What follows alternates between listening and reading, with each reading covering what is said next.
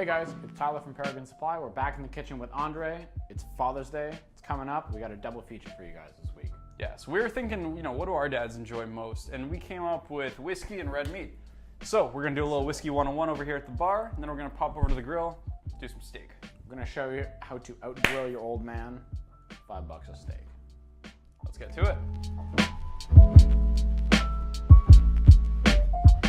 All right, so first kind of whiskey we got up here is bourbon. So bourbon, probably the most beginner-friendly whiskey. It's got a sweet, smooth, sort of honey flavor profile to it. Yeah, so bourbon is great for cocktails because it doesn't necessarily overpower the other flavors. So, old fashions, Manhattans, that sort of thing is a great fit for bourbon. Yeah, so we got our Buffalo Trace here. Great beginner sort of bottle, not too pricey. Got a great flavor to it. You can drink this neat, on the rocks, however you want. However you want. So if your dad's like he needs an intro to whiskey, it's a good choice. Cheers. Cheers. All right, so next up we got rye. So this is kind of like bourbon's Canadian cousin. Really different flavor though. You can tell as soon as you drink this stuff, it doesn't have that honey sweetness from the bourbon. This one starts to bring in that kind of whiskey, booze forward sort of flavor that this liquor is known for.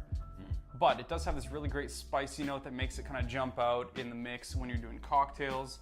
And it's great in a lot of different contexts. Yeah, so like Andre said, rye is great, neat on the rocks and cocktails. And we actually do suggest doing a lot of your bourbon cocktails like the Old Fashioned and the Manhattan with rye because it definitely gives a more dynamic sort of whiskey forward flavor. That's right. So we got our bottle of Canadian Club rye here. This green label is the key. That's what you want to be looking for. Obviously there is like the regular Canadian Club, but this is a bit different. It's got a better rye flavor. We enjoy it a lot more for our money. Yeah. So this is our recommendation for a nice beginner rye. You want to do something a bit different with your old man. There you go. Cheers. Next up we got Scotch, and Scotch is sort of the OG whiskey drinkers whiskey. It's from Scotland. It's the original type of whiskey you get. And it's definitely a lot peatier, a lot smokier than North American whiskeys. Yeah, so Scotch has got a really distinct flavor. A lot of people describe it as kind of a campfire, kind of feel. So you got the peatiness from the earth, you got the smokiness.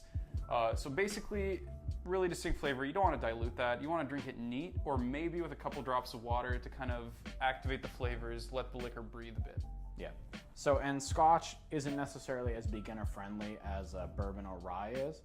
So if your dad's like already drinking whiskey or he's already sort of familiarized himself with the sort of tastes, a good bottle of Scotch is always a good choice, but it is a bit of an acquired taste. So, That's right. beware. Cheers. Cheers. Okay, so next on the whiskey train, we've got Japanese whiskey. So it's inspired by Scotch, but a little bit different. Yeah, so we have our bottle of Nikka from the barrel here. It comes from Japan. It's made using traditional Scotch making methods, but it's definitely got a characteristic of its own. It's been cleaning up the awards shows ever since it came out. So yeah, the Japanese have obviously taken their trademark, creative spin and optimization, I guess you could say, of the taste. So they've taken the Scotch out of Scotland and the peat characteristic is different.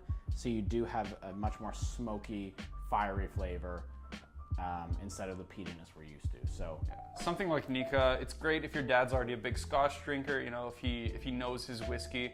This is something brand new. This is something that's just come on the scene, relatively speaking.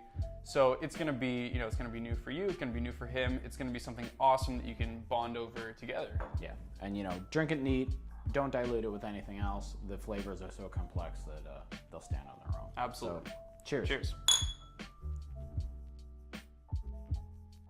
All right, guys, so we've done a little Whiskey 101. We've seen a couple of the major styles here, but there's a whole world of whiskey out there. There's, Irish whiskey, whiskey cocktails, all these great topics that we'll jump back to soon. But for now, we're gonna head to the grill. We're gonna show you how to outgrill your old man for about $5 a steak. So let's go.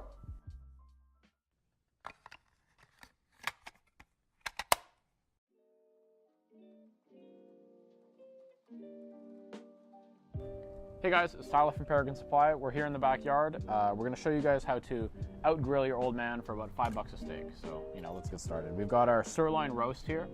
And we salted it last night, and it's been sitting in the fridge overnight, so it's nice and tender and ready for us to get started. So you want to have a sharp knife to start. So yeah, Andrei's going to walk you through the cutting as I do it. All right. So we see Tyler, he's cutting across the grain here. What that does, it gives us nice, even cuts of steak. It's beautiful. You can see this sirloin roast has a really nice marbling to it. You can take off as much of that white connective tissue as you want. If it sits on the grill, it gets a bit chewy, but it does make the steak a bit juicier overall. So the more you take off, the leaner your cut's gonna be. And the great thing about buying a roast like this, a full roast, is that you can control the portions that you're getting. So you can get those nice baseball steaks from the ends. You can make nice thin slices if you want. You can get nice thin steaks. It's all up to you. Everybody has their preference. You can see what you're cooking for your family, what you're cooking for your dad, and you can really tailor that to their needs. So at this point, I'll show you guys. I left aside a nice big chunk. We'll do some baseball steaks. So for baseball steaks, you kind of want to go for like roughly, a fist-sized steak. So I'm just going to cut this right down the middle. And how would you normally want to serve a baseball steak? You want to sear it, so you want the outside to be nice and dark. You want those grill marks, but then on the inside it's going to be nice and rare. So it's a good pick for people who like, a nice rare tender steak. Perfect. So, we're going to cut that connective tissue off. On a nice big chunk there. Get that out of there. And yeah, so there's one. And there's two. So now that we've got all our beef cut up, we'll head to the grill and get these things cooking. Okay, so we're here at the grill. We've got our beef all cut up. Now, before you start, you want to make sure your grill is nice and hot, around 450, 500 degrees. So you shouldn't be able to hold your hand over there for more than a few seconds. And this is going to get a much nicer texture on your steaks. There we go. So you can see Tyler's spreading those out evenly. And once you set them on the grill, you don't really want to move them because if you keep flipping them over more than a couple times, then that's going to mess with the texture. It's not going to cook nicely all the way through, and you're going to lose out on those really beautiful grill marks. So yeah, you set them on there, kind of a set it and forget it thing. Come back in a few minutes, flip them over. So I'm just going to close this to keep the heat in, and we'll check back in a few minutes. All right, so we're at halftime here. We're going to go ahead and flip these steaks, and we're also going to check for doneness. All right, so you're going to see here the trick that Tyler's using to check for doneness. We call it the rule of thumb anyway. Basically, you can take your hand here and you can pinch right under your thumb here. That's about the doneness of a rare steak. Keep your hand relaxed. You touch your index and thumb together. That's about a medium rare there. Now when you pinch that same area. And if you want to do a well done steak, you go on the other side of your hand, just under your pinky there. That's about where you want to be for a well done. Anything in between you can kind of estimate. These steaks are progressing nicely. There we are. So we're going to leave those on for a few more minutes just to finish up, cook thoroughly, get those grill marks on the other side. And then we're going to take them off. You don't want to keep them there any longer than they need to be. No. So, and then when they're done, we're just going to let them rest, and we'll meet you guys down back in the backyard. All right, so we got all our steaks. They're fresh off the grill. Now what you're going to want to do is cover them in tin foil, let them sit for a few minutes, and that'll let the juices sort of settle back into the meat so you don't end up with a dry steak. And there we have it. That's Father's Day in a nutshell. You got your steaks, you got your whiskey for your old man. It's perfect. You can make a nice little evening of it with the whole family. Yeah, that's it. Get out there, get cooking. Have a great Father's Day, guys. See ya.